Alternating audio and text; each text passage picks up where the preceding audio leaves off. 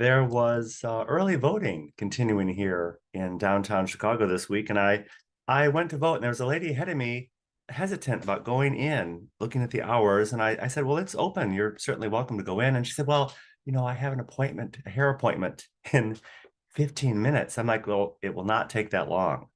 So she went in, and I was happy because wow, she was in and out of there in 5 minutes. It's the ideal situation, being able to participate in a system without ever getting a hair out of place. Welcome to Conservative Coffee Hour. I'm Stanley Smith at Conservative Coffee Hour, where we were challenged again this week about Paul Engel asked us, well, what is it? What is it you people are trying to conserve? And we got into conversation about the the literary idea that conservatism is inherently reactionary. We react against things as opposed to being progressive, being for things, and that puts us in a spot. And we also talked about the concept of classical liberalism, which comes out of the 1600s. And in fact, that's probably what we are. We are, all of us on the call each week are in that camp. We would support all of the principles of what originally was called classical liberalism, the idea that freedom and liberty for everyone, and that should be interpreted as liberally as possible. It's the awkward situation we often fall into with the semantics of words. They're always shifting and changing over time. This week, I was visiting community groups around the Chicago neighborhoods, and it occurred to me that many people identify with a lot of these words and concepts. They're either looking through the lens of gender, race, class, or money. Everybody wants the money. We kept hearing that from every group around the city. That seemed to be the only thing holding them back. They were just going to do all these amazing things if they could just get the money. And historically, here in Chicago, they've looked to the Democrats for that, because the Democrats, they run the whole show. We're living in nirvana here in Chicago because it's all controlled by the Democrats. We can't blame anything on the Republicans because operationally, you could make the case there are none, which is, of course, not altogether true. But for this conversation, we'll say that's basically the case, that there doesn't seem to be a voice for an opposing view here in Chicago. But in the conversation with these neighborhoods, I picked up on a sentiment that many of them they've just given up. They're not going to wait for the Democrats or government officials to fix everything. They're not going to wait anymore. They're just going to do it themselves. One lady in the community group in Garfield Park referenced the community garden community, and what a great example that is. She said, "What's best about the community gardens is that it's completely democratic."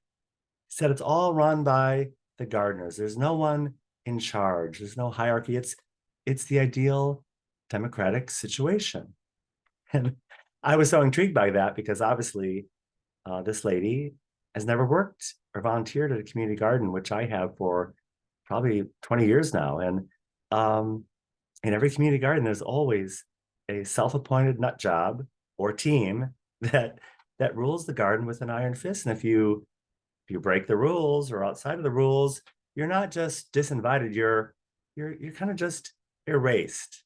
So I do need to contact this lady and have a conversation with her, because it's so intriguing to me that people have these notions in their head that the ideal situation is democracy in action, but how does it really operate? Obviously, here in Chicago, it's not operating well. And the idea of following the rules, that's also rife and very problematic, because who's interpreting the rules and how they should be implemented, and who's deciding who's in violation. So anyway, here we are. We're here at Conservative Coffee Hour each week, and in the first hour, we talked about choices and being defined by our choices, and if our choices will somehow be able to save us. That naturally led us to the conversation about the ultimate choice, Jesus Christ. And is that really our choice or a choice made on our behalf by God. In similar manner, at Conservative Hour, we talked about standing up and taking all the slings and arrows on behalf of everything that's right in the world, standing up to power.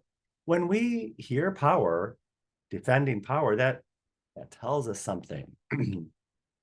In our culture, we have the power of the media and the elite and the political class. And what are we hearing from all those people? What are we hearing from the media and elite and the political class? Where they're telling us that they're in charge, and they're telling us that they'll do anything they can to hold on to power. They are power, and they're doing everything they can to hold on to power.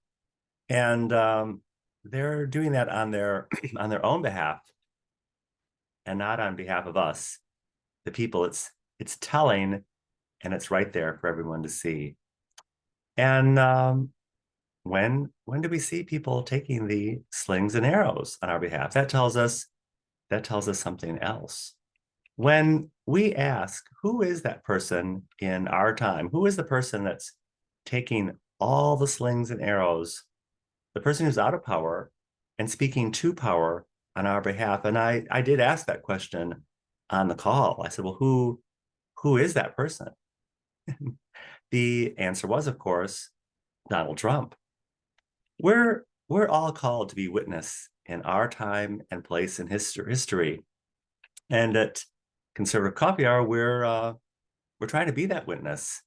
It's not so much a choice. The Constitution was a choice made on our behalf. And we are witnesses to that and defenders of that. It's the best choice we never had to make. Because of it, it was made on our behalf. If you would like to join us at Conservative Coffee Hour, I will include my email in the description of this video. I'll be happy to send you an invitation. Conservative Coffee Hour is every Saturday at 10 a.m. Central Time on Zoom. And I look forward to seeing you very, very soon.